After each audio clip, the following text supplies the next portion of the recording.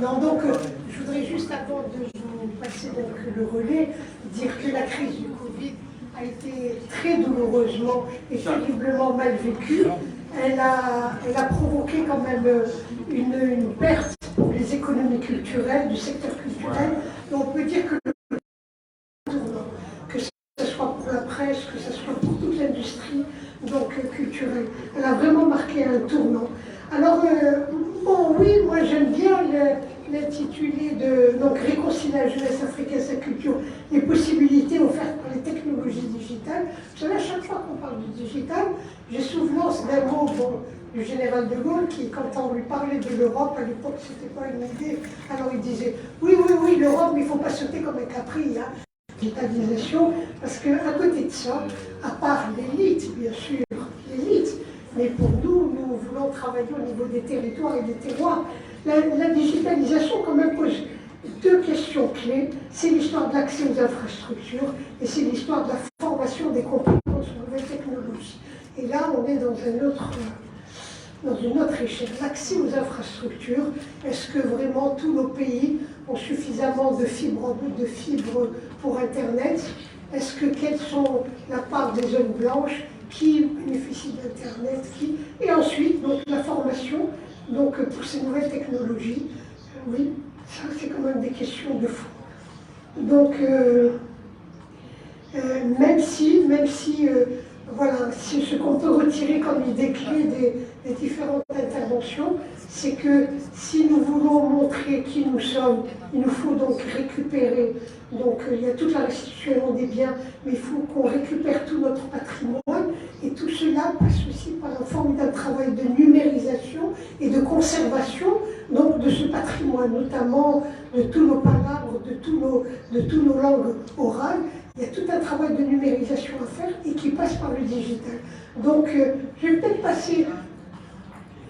Tu nous diras un peu ce que tu penses, Philomé, de cette question. Mais Philomé, comme je vous disais ce matin, Philomé est haïtien. Il est donc haïtien. Et Haïti, pour les gens de ma génération, on a suivi un peu tous les événements.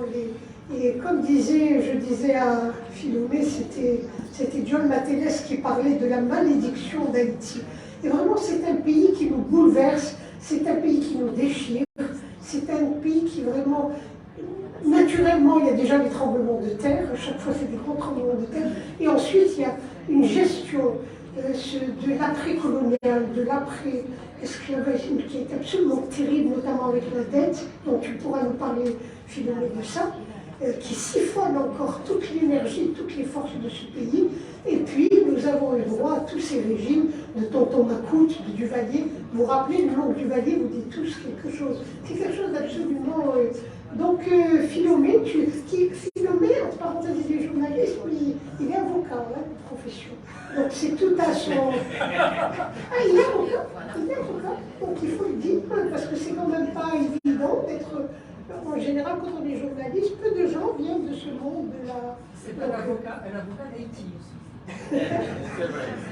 Voilà, donc on va applaudir Philomé Robert, qui vient de Parava, et qui est un confrère. Donc on va écouter avec beaucoup d'attention, à qui on va demander s'il pouvait synthétiser pour qu'on puisse démocratiser la parole. Merci beaucoup. Et je salue les organisateurs qui me permettent de m'exprimer dans le cadre de cette journée, d'apporter ce que je souhaite être une voix haïtienne à cette journée mondiale de la culture africaine et afro-descendante. Je tâcherai de ne pas être long, mais je prends l'exercice très très au sérieux. Je me suis permis de préparer une petite allocution. J'espère n'endormir personne, mais je pense que ça vaut peut-être la peine que je le partage avec vous. J'essaierai d'y mettre quelques calmes, quelques énergie pour faire en sorte à ce que ça se passe bien pour tout le monde. C'est dans ma qualité d'enfant nourri à deux mamelles que je m'adresse à vous aujourd'hui. L'une s'appelle la France. La France, c'est ce pays qui m'a généreusement accueilli il y a une vingtaine d'années, quand l'exil a frappé à ma porte, m'a pris à la gorge et m'a jeté dans un ailleurs qui m'était totalement étranger. La France, c'est ce pays qui m'a ouvert les bras quand ma vie en tant que journaliste était menacée. C'est ce pays où j'ai dû me réinventer une existence parce que poussé en dehors de la terre-mère. Et cette aventure, je la raconte dans un livre publié il y a 10 ans qui s'appelle Exil au crépuscule. Je vais faire un peu de publicité entre guillemets. Et pour cet accueil et pour tout le reste, je resterai toujours reconnaissant envers cette partie d'Aloujou. L'autre mamelle, vous devez vous en douter évidemment, s'appelle Haïti. Haïti, fille aînée de l'Afrique.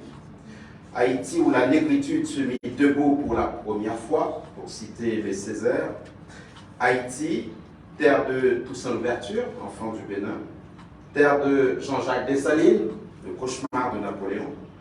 Haïti, terre de Henri Christophe, de Jean-Pierre Boyer, d'Alexandre Pétion, de Macandal, de Boukman, de Défilé, de Catherine Flon, de Bois-Montonnerre, de Capra-la-Mort, de Salit Belair et de tant d'autres, tous ces hommes et femmes, aux noms qui vous sont peut-être étrangers, mais qui ont été, qui sont et qui resteront de ce côté-ci de l'Atlantique, les premières voix nègres, africaines, à avoir dit non, et de quelle manière, à un ordre esclavagiste, colonial, inique, pervers. Cette indépendance conquise de haute lutte, c'était il y a 219 ans, c'était hier, mais cette lutte pour la souveraineté se poursuit encore aujourd'hui, s'agissant d'Haïti. Cette lutte, elle est plombée par le poids d'une dette hybride, économique, financière, politique, morale, une dette qui heurte et qui sabote le futur en particulier des plus jeunes. Nous reviendrons sur cet aspect de la chose. Dans un instant, je ne serai pas long, je vous le promets, Madame la Présidente. En attendant, permettez que je partage avec vous quelques observations autour de la jeunesse haïtienne, puisque c'est sur elle et autour d'elle et avec elle que ça goûte ce que j'entends vous dire aujourd'hui. Dans un livre collectif publié il y a 3 ans, un livre auquel j'ai participé, qui s'intitule « Jeunesse africaine et caribéenne face à l'avenir », dirigé par le sociologue et historien camerounais Jean-Célestin Janguier, j'ai eu la chance d'établir un diagnostic de l'état de la jeunesse haïtienne. Sur la base de statistiques fiables, il m'a été donné de rappeler les quelques éléments suivants. Je vais essayer d'être bref. 1/5 des jeunes haïtiens est exclu du système éducatif comme du marché du travail, toutes classes d'âge confondues. Le chômage de masse tourne autour de 20% chez les jeunes. Les inégalités de genre sont la norme et non l'exception. Les jeunes vivant hors de la région de Port-au-Prince, la capitale, sont beaucoup plus frappés par des problèmes d'accès à l'enseignement ou encore aux soins. L'offre d'enseignement supérieur reste faible, voire médiocre. Les pseudo-universités pullulant comme des champignons sans aucun contrôle. Et puis enfin, le nombre de ceux qu'on appelle les NEETs, Not in Education, Employment or Training, ceux qui ne suivent ni études ni formation, est très très élevé, surtout chez les filles. J'ajouterai enfin que le taux de prévalence, VIH notamment, chez les jeunes haïtiens est le plus élevé au monde en dehors de quelques autres contrées. Ce constat, malheureusement, ne concerne pas uniquement les jeunes, car il a partie liée avec la situation du reste de la population haïtienne. Une population, et sans qu'il soit nécessaire de vous abreuver d'autres chiffres, qui fait face en ce moment même à une situation de détresse multiple. Ces détresses s'appellent pauvreté, misère, menace de famine, violence endémique, terrorisme endogène alimenté par des groupes armés en cheville avec des cercles de pouvoir, dégradation environnementale, dégradation. Sur le plan politique, Haïti est, de mon point de vue, ce qu'on pourrait considérer comme un objet politique non identifié, un OVNI. À titre d'illustration, le pays, au moment où nous parlons, ne dispose d'aucun élu, ni local, ni national. Il se débat dans des dédales d'accords politiques parallèles alimentés par des coups bas, des revirements, des petits arrangements entre grands et petits escrocs. Il n'y a aucune perspective, au moment où nous parlons, de retour à une forme de normalité constitutionnelle. Le tout participe d'un défi au bon sens. J'en arrête là. Quelles sont les origines de ce mal, pour reprendre un vocabulaire un peu ésotérique. Elles sont plurielles. Il faut y voir une combinaison de facteurs politiques, géopolitiques, sociaux, culturels, économiques. L'économie, l'argent, la dette. Et c'est là que je me dois de rappeler ce que je vous ai dit, en d'autres mots, il y a quelques instants. La République d'Haïti est née en 1804 de la confrontation violente, sans merci, entre deux mondes. L'un, plein d'espérance, porté par des valeurs d'universalité des droits de l'homme, pas uniquement des droits de l'homme blanc. Un monde qui a voulu, malgré les ténèbres épaisses, se frayer un chemin vers la lumière. Ce monde, pour résumer, il est haïtien.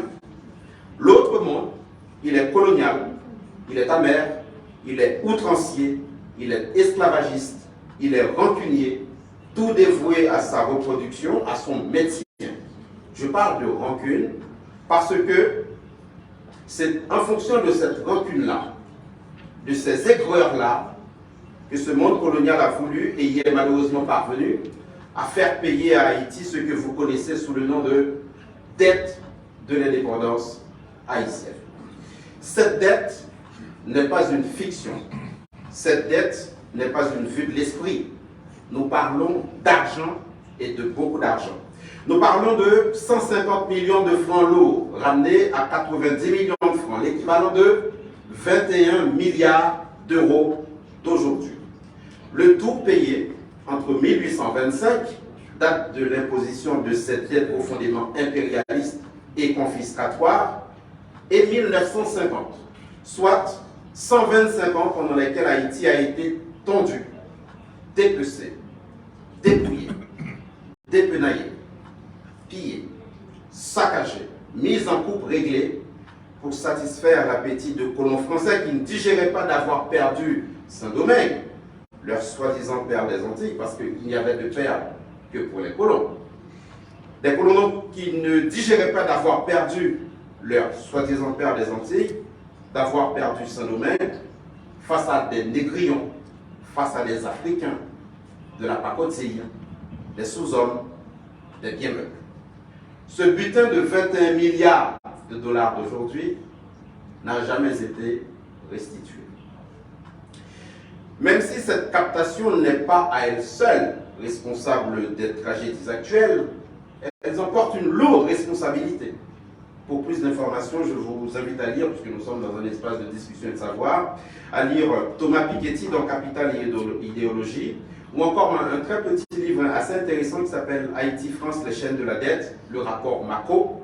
Mako, c'est le nom du type qui a publié ce travail-là sur la dette. Et le livre s'intitule donc Haïti-France, les chaînes de la dette, sous la signature de Jean-Claude Bouffard, Marcel Dorigny, Gusti, Clara Gaillard et Jean-Marie Théodan. Cette chaîne de la dette, mesdames, messieurs, n'a jamais été brisée, mais ce n'est pas impossible. D'ailleurs, je vous invite tout de suite, immédiatement, à aider les Haïtiens à s'attaquer à cette entreprise de briser les chaînes de la dette. Aider les Haïtiens à se débarrasser de cette chaîne de la dette et à récupérer ce qui leur a été volé. Vous pourrez pour cela vous appuyer sur ces jeunes dont nous avons évoqué le sort tout à l'heure. Cette dette peut prendre plusieurs formes. Elles sont totalement à inventer. Les jeunes, on y revient, il y a certes la face sombre que j'ai décrite tout à l'heure, il y a aussi ces raisons d'espérer. Je ne serai pas loin. Permettez que j'ai encore recours à ce texte que j'ai cité tout à l'heure, Jeunesse africaine et caribéenne face à l'avenir, sous la direction de Jean-Célestin Diongué. Les raisons d'espérer, elles sont quoi? Les jeunes haïtiens ont en leur faveur la loi du nombre. Même si en l'espace de 4 ans, entre 2015 et 2019, environ un demi-million d'entre eux ont dû quitter le pays pour aller vers le Brésil, le Chili et l'Argentine, à la recherche de conditions de vie meilleures, ces jeunes représentent un vivier pour construire tout projet. Sur les 12 millions d'Haïtiens, la moitié a moins de 21 ans. Les jeunes Haïtiens ont de l'ambition, une très grande estime d'eux-mêmes et une grande confiance dans leur capacité à enclencher une dynamique différente si l'opportunité leur était offertes. Les jeunes haïtiens sont persévérants, ils sont déterminés, ils sont scolarisés de plus en plus. La jeunesse haïtienne est également connectée, engagée sur les médias et réseaux sociaux, et c'est grâce à ces réseaux qu'ils arrivent à se mobiliser massivement pour défendre les causes qui leur sont chères. Ce dernier élément, la connexion, le fait d'être en prise directe avec le reste du monde, est absolument incontournable. C'est d'ailleurs même une pièce essentielle dans la construction de tout projet en lien avec Haïti. Mesdames et messieurs, je vous rapproche de mes derniers mots, je ne serai pas long, Madame la Présidente. La jeunesse haïtienne est en pleine fusion. Elle est créative, elle est dynamique, elle est engagée, elle se projette dans les décennies à venir dans le but d'écrire sa propre histoire, dans le but d'écrire l'histoire tout court. Mais elle ne peut pas y arriver seule. Haïti est accaparé de pays amis, sauf que certaines mauvaises langues diraient, et je ne ferai rien pour les contredire, avec des amis pareils, on n'a pas besoin d'ennemis. Dans ce que mon ami Eugène Baudet appelle le grand démembrement du monde, au moment où des entités planétaires un peu rabougries, finissantes, s'activent à raviver de vieilles lunes d'impérialisme pâlissant, les jeunesses haïtiennes et africaines ne peuvent qu'avoir les yeux rivés sur leurs propres horizons. J'ai lié les deux, volontiers, tentant et réussissant, enfin je l'espère, le grand écart entre cette fille aînée de l'Afrique et la terre-mère, séparée par les océans, par des siècles de déportation, mais tellement proches, parce que ayant les cœurs battants du même côté. D'où ce que je lance ici, qui pourrait s'apparenter à un appel de rabat, même si je suis tout seul, n'abandonnez pas Haïti. Ne détournez pas le regard. Souvenez-vous que nous sommes les enfants des mêmes entrailles, l'Afrique, et que nos destins sont à tout jamais liés. Je vous invite à construire, à ce que nous construisions des ponts, des barges, des passerelles, bref, tout ce qui permet à Haïti et à l'Afrique de faire bloc, de faire corps, de faire matrice dans le cadre d'une fraternité, d'une sororité retrouvée. Intéressez-vous à cette histoire qui est aussi la vôtre. Informez-vous sur les chaînes de la dette. Prenez toute votre part dans ce chantier transatlantique qui s'offre à vous pour créer, pourquoi pas, un nouvel horizon. Et pour y parvenir, vraiment dernier paragraphe. Plus concrètement, pourquoi ne pas travailler à la mise en place d'une mission de veille permanente des relations haïtiano-africaines? Celle-ci, au-delà du slogan, aurait pour mission de raviver la flamme haïtiano-africaine grâce à des projets concrets. Cette mission de veille permanente des relations africaines, haïtiano-africaines, pourrait aider à revigorer la mémoire, destituer dans le temps et à jamais ce qui nous rend uniques. Nous sommes africains. Là, me semble-t-il, est notre avenir. Merci de m'avoir écouté.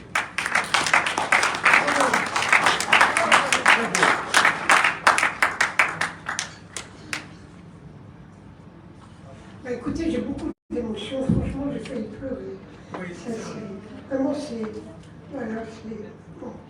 Ça vous dit un petit peu toutes les différentes facettes de ce rouleau compresseur de fer et de feu qui peut toucher des pays comme Haïti. C'est un rouleau compresseur qui, comme disait tout à l'heure, qui fige les langues, qui détruit toutes les formes d'énergie, qui empêche de respirer tout simplement. Merci beaucoup Philomé, vraiment je crois qu'on n'oubliera pas. On n'oubliera pas votre intervention, on n'oubliera pas Haïti. Merci d'avoir ouvert quelques fenêtres. Bon, quand tu parles de la jeunesse, quand tu parles de cette qu'il faut absolument regrouper ces solidarités pour travailler sur cette question de dette, parce que nous la vivons sous d'autres formes aussi. Tous nos pays la vivent, vous savez, toute l'Afrique la vit encore d'autres formes. C'est vraiment c'est d'autres formes. Et j'étais en train de penser à tout le travail qu'a fait Christine Taubira en 2001, quand elle a fait donc cette loi d'esclavagisme qui est donc comme crime de l'humanité, voilà, crime de l'humanité. Et donc, est-ce qu'avec ces chaînes, c'est la question que je posais tout à l'heure, est-ce qu'on peut facilement sauter, avancer dans le futur si on ne règle pas ces problèmes de chaînes? Ça, c'est encore une grande question à poser et qui se pose de plus en plus. Merci beaucoup, Philomène. Merci infiniment. Donc, je vais passer la parole donc à M. Harold Love. Harold Love, qui est donc sénateur, oui, du Tennessee, des États-Unis. Et tout à l'heure, j'étais en train de feuilleter la presse. Monsieur Love, j'étais en train de feuilleter la presse, et j'ai appris que Madame Jeannette, comment elle s'appelle, Jeannette, oui, c'est ça, Jeannette Yellon, qui est secrétaire d'État aux Finances, au Trésor, chez vous. Donc, ce secrétaire d'État au Trésor était à l'île Gorée. Elle est au Sénégal, à l'île Gorée, et elle a fait une déclaration, ça remonte à tout à l'heure, hein, donc elle a fait une déclaration sur la réparation que l'on doit, et sur tout le travail que cette communauté donc, des Afro-descendants et des Noirs a apporté pour construire toute l'économie américaine. Et donc, voilà, c'est une information que je voulais qui date de tout à l'heure. Et donc, monsieur Lhomme, on va vous écouter avec intérêt pour nous dire un peu ce que vous pensez sur ce thème-là.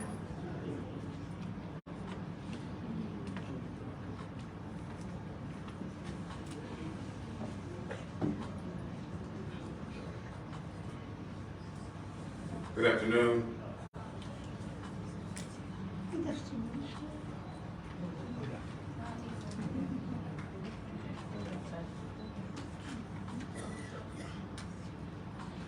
I'm Harold Love Jr. and I serve as a state representative in Tennessee. Glad to be here and thank you to all who've invited me to speak for a little while on reconciling our youth and their culture, the possibilities offered through digital technologies. The major challenge that young persons in African and the African diaspora face when it comes to their culture is the absence of connection. For persons in the diaspora, with particular emphasis on the United States, technology has been used to create a false narrative about Africa and its culture. Books, movies, television were all used to minimize the importance of Africa and its place in the development of our world. As a result, the foundation of African Americans was seen through the lens of chattel slavery. Young African Americans were made to believe that their existence started with slavery instead of pre-slavery. Young African Americans were taught that their ancestors were slaves, when they should have been taught that their ancestors were stolen and made to be put into slavery. The digital technology that's available now for African youth in the diaspora can connect African youth who are on the continent and those who are elsewhere across the globe, so they can discover the foundation of who they are. We make use of digital technology. We can reshape the image of Africa in the minds of African diaspora youth. When we make use of digital technology, we can connect African diaspora youth with African youth on this continent in a manner that would be like a huge family reunion. When African youth see each other as connected descendants, then they will collectively begin to reconcile themselves back to their collective culture. It was mentioned earlier that technology will allow an iPhone or an Android, if you have one, to be able to shoot a movie with less cost than it used to cost to shoot a film. Why is that important? It would allow an indigenous African youth to be able to film the landscape of this continent and share it with someone hundreds and thousands of miles away who might not ever get to physically come here. But in that one moment and that experience, it transforms the image of what Africa is. What would it look like for an African youth to shoot a documentary of their daily life, of their neighborhood, of their area of living, and they can connect with someone all the way across the globe? I'll tell you what it would look like. It would dispel the myths and negative images that have flooded African American youth for so many years. When we hear about laws being proposed, even now, in Florida, to ban the teaching of African American history, it reminds us of the importance and the urgency of what we're talking about today.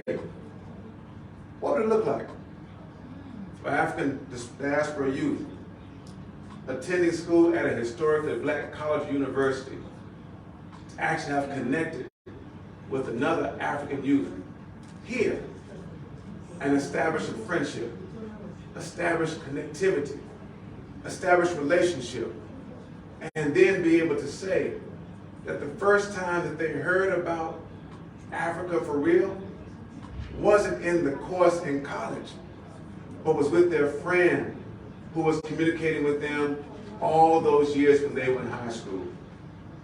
What would it look like? I'll tell you what it would look like. It would give them self-esteem that they need to aim for high achievement in all that they do. It would give them confidence that they are descendants of a great people who have and are doing great things. We can no longer depend upon textbooks that water down the greatness of Africa to tell our story. We can no longer depend upon pictures taken from someone else's lens to capture the beauty of Africa. In the words of Maya Angelou, if you don't know where you come from, you can't know where you are going. Let me share a personal story with you of my own situation. I'm a member of a faith called the African Methodist Episcopal Church. And at that moment when Richard Allen fought for his freedom in 1787, he had the courage to put on the front of this faith the word African, even in the face of being killed then. And that courage is what we still need for our young people to embody today, so they themselves can strengthen themselves and make connections. And how we do it? Digital technology will break these barriers. Let's go forward together. Thank you.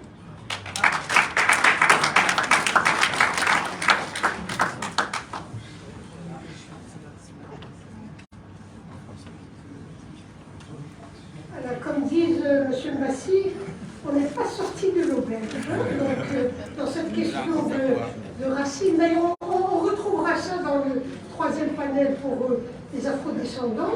Mais juste le dernier discours à l'occasion, c'était 31 août, à l'occasion de la Journée internationale des personnes d'ascendance afro, d'ascendance africaine, M. Guterres, donc lui-même, qui a dénoncé toute cette remontée de racisme qui est en train pas seulement en Europe, mais aux États-Unis, et il a vraiment fait une dénonciation très très forte. Hein. Donc, quand M. Love parlait en Floride, on interdit d'enseigner l'histoire de l'Afrique, alors imaginez qu'est-ce que ça peut faire au niveau de l'identité de tous ces jeunes, comment est-ce qu'ils seront déboussolés, ne sachant pas d'où ils viennent, et bien ils seront pas où ils vont. Vous savez, c'est une manière, c'est une forme presque de crime culturel, de crime psychologique, et c'est comme ça qu'on crée d'autres générations qui sont particulièrement touchées. Voilà, c'est jusqu'où ça peut aller. Alors, Monsieur Hicham, donc voilà, je vais vous inviter.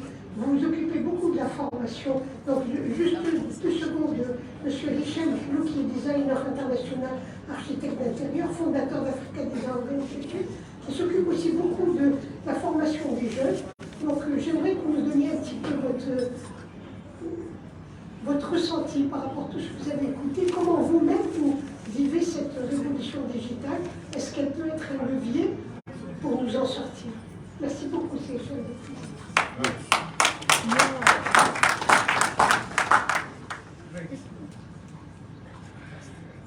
Merci beaucoup.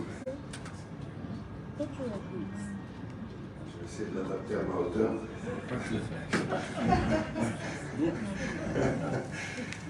Tout d'abord, je remercie Jean-Pierre Lambassi de m'avoir invité. Je suis honoré d'être là pour la célébration de la Journée mondiale de la culture africaine et afro-descendante.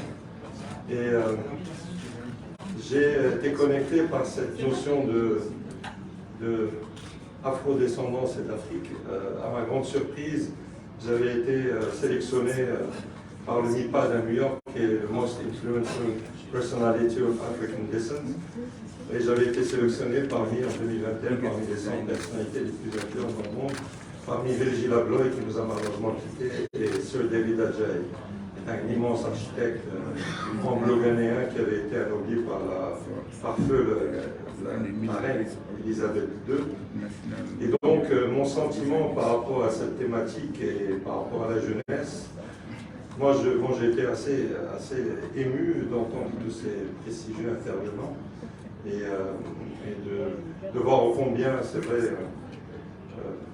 l'Afrique a besoin de porter sa voix et d'exister encore plus. Je peux en témoigner parce que depuis 7 ans, je suis actif au sein de la World Design Organization, qui est une organisation qui a été fondée le 29 juin 1957. J'avais été nommé par le premier président africain de l'organisation, le professeur Mugenzi Mrita du Kenya. Community Liaison, c'est une espèce de représentant pour l'Afrique. Après, on m'a demandé de me présenter. Je parle un petit peu des efforts qui ont été menés et comment je suis arrivé à commencer à impliquer les jeunes et faire tant bien que mal, avec le peu de moyens et le peu de soutien que j'ai pu avoir. Tous ceux qui m'ont beaucoup soutenu m'ont permis de pouvoir mettre en forme des initiatives digitales, carrément digitales. Ça veut dire que complètement par Internet, par les technologies digitales, j'avais mené à bien des actions dont je vais parler. Donc je suis arrivé à cette organisation dont je rêvais un jour d'être repéré par mes pairs. Finalement, un jour, j'organise, après avoir organisé Africa Design Award, qui est un prix panafricain digital pour mettre en avant les jeunes designers en connexion avec des designers confirmés, je me suis amusé à être reconnu après, quand on a présenté ce prix au New York Forum Africa à Libreville au Gabon, avec le soutien de Richard Attias et notamment du président Ali Bongo Odimba. Je me suis amusé à commencer c'est pas mon métier, à organiser digitalement et physiquement l'Africa Design Days. Donc mettre en scène à travers des panels des jeunes avec des designers confirmés. Et me voilà en train de me battre pour essayer de trouver des financements et d'essayer d'aller parler avec des décideurs ici de l'importance du design en Afrique. Et déjà pour l'Afrique, déjà pour la plupart, quand ils vont en voyage dans le sud, ils te disent je veux en Afrique. Je leur dis bon, on n'est pas à Stockholm, on est en Afrique. Donc déjà, c'est tout un combat et essayer de leur expliquer que nous sommes africains. Et un jour, un bonhomme au sein de l'Organisation mondiale du design me dit le Maroc, c'est pas en Afrique. Je lui dis très bien, il n'y a pas de problème. On va faire, si tu veux, un panel et en discuter. Déjà, à chaque fois, il faut essayer pas de se justifier, parce que j'aime pas me justifier, mais d'essayer d'expliquer, de sensibiliser Qu'est-ce que c'est que l'Afrique? Que c'est le plus grand continent du monde, que c'est la mère d'humanité, que c'est plusieurs régions, c'est 5 régions avec la 6e région qui est la diaspora, et que c'est plus de 2000 langues, et que c'est une jeunesse extraordinaire, que c'est des talents, et qu'il y a de quoi être fier. Et donc du coup, voilà que j'organise ces événements, et on me dit, en 2017, j'organise un forum ici à Rabat économique sur le design, avec 300 intervenants. Il a fallu encore se battre pour trouver des financements. On ramène des experts du continent africain et plusieurs de quasiment tous les continents. Et après, on me dit, il faut que tu te présentes aux élections pour devenir membre du conseil d'administration de la WDO, sans délégation. Moi, je n'y croyais pas du tout. J'y suis allé, j'ai été élu. Voilà que je me retrouve au board comme le seul Africain. Déjà, il est africain ou pas? Non, ils ne comprennent pas le concept. Je dis ben oui, parce que le Nord, c'est des racines multiples, mais elles sont profondément africaines, pas de passé mauresque et ensuite. Et on est africain, d'accord. Donc il a fallu pendant 2 ans me battre pour essayer d'imposer l'Afrique, d'essayer d'initier des discussions, d'essayer de créer des ponts. C'est pas facile. Et après, je finis mon mandat, on me nomme conseiller régional pour l'Afrique. Ça continue avec le Covid, c'est pas simple. Aller militer dans le digital, ça va devenir fou. Donc en organisant beaucoup de webinaires sur Zoom ou sur d'autres plateformes, interagir avec des grands noms qui sont passés avant eux et qui pourraient les aider, comme ce que fait Al-Fati, mon frère, ou son voisin à côté, ou d'autres. Mais lui aussi me tient la main, il me ramène, et puis on essaie de se tenir tous la main. Et je rejoins ce que disait tout à l'heure mon frère de Harvard. On manque de leadership et de réflexe de curiosité. C'est drôle. Voilà, on a tous ici et là essayé de faire, comme on dit en anglais, des achievements, essayer de faire pousser les choses, de faire bousculer les codes, d'essayer juste de partager, même des fois d'une manière bénévole, parce qu'on a envie juste de partager, de dialoguer, d'ouvrir, de donner son cœur. C'est de l'amour, quoi, quelque part. Si on est là tous aujourd'hui, c'est l'amour d'Afrique qui nous permet. On partage de notre temps. Et donc, du coup, c'est pas évident. Et je pense que moi, donc après avoir été nommé conseiller pour l'Afrique, ici en mars 2022, donc je deviens envoyé spécial et conseiller pour l'Afrique et la région MENA du président. Et je continue à y croire, en disant, voilà, il faut que moi, l'Africain, que ce soit celui je ne veux pas avoir des titres, je m'en fous d'avoir des titres, mais qui fait des choses concrètes. Donc voilà, je suis en train de me battre pour créer un partenariat entre l'ONUDI et la WDO, c'est en train de se faire. Mon frère Jean-Pierre est très intéressé pour faire un partenariat avec la World Design Organization, pour essayer de voir comment on peut pousser les villes africaines à être, comme le fait Rabat, mais peut-être d'une manière différente, à rassembler et à porter la voix, et aussi à mettre en place des vraies politiques qui soient créatrices d'emplois, qui soient créatrices d'entreprises pour les jeunes, qu'on puisse les accompagner par des financements. Parce qu'aujourd'hui, le digital est très financé, mais beaucoup de gens ne savent pas qu'il existe le Startup par Design. Donc aujourd'hui, il y a plein de jeunes qui dans nos pays en Afrique, qui ont du talent, mais qui sont isolés.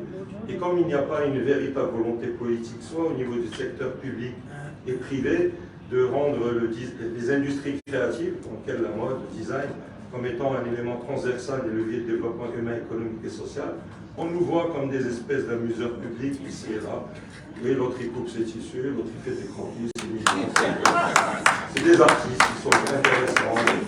Et après, bon, il faut essayer aussi de voir si les galeries vont s'intéresser à ce que tu racontes, parce que pas oublier qu'il y a aussi beaucoup de galeries qui sont là pour le côté pécunier, et que après, quand on commence à discuter, pas toutes, hein, certaines, l'expertise elle n'est pas tellement là. Hein. Et notamment, il y a très peu de galeries qui sont spécialisées dans le design. Mais l'immense fierté qu'on peut avoir tous en tant qu'Africains, c'est qu'aujourd'hui, l'art contemporain africain, le design africain est reconnu au niveau mondial. Et l'année dernière, c'est un architecte qui est aussi designer, qui est du Burkina Faso, Francis Kéré, a été nommé meilleur architecte du monde, Pritzker d'architecture.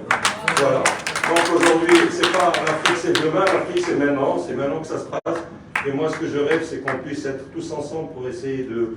J'aimerais bien qu'on organise avec CGLU un immense événement sur les industries créatives et culturelles à l'Union africaine et qu'on aille interagir avec les hommes politiques et qu'on leur dise bougez-vous les mecs, ça rapporte de l'argent, ça crée des emplois et on a ce qu'il faut dans notre continent. Merci.